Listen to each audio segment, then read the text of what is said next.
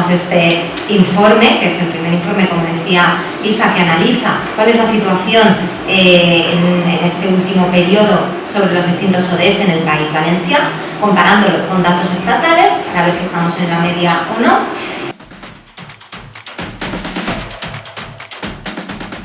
La directiva se aprobó, corrígeme Ofelia, en junio del 2024 y en febrero de 2025 la Unión Europea, apelando al concepto de competitividad, ha dicho que hay que recortar. Por lo tanto,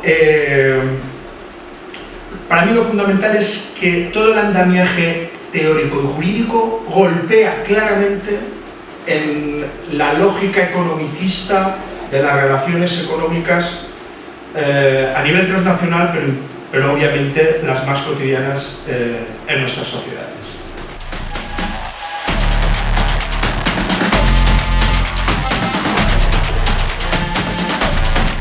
Tener informes, tener guías, tener estudios acerca de determinadas realidades nos permite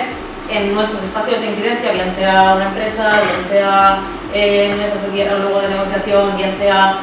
con el gobierno o bien sea en las calles, necesitamos datos, necesitamos información y necesitamos pensar qué está pasando más allá de nuestra casa, nuestras calles y nuestros centros de trabajo, porque al final una de las ideas que intentamos transmitir desde la Fundación también es que vivimos en un mundo interconectado, que somos interdependientes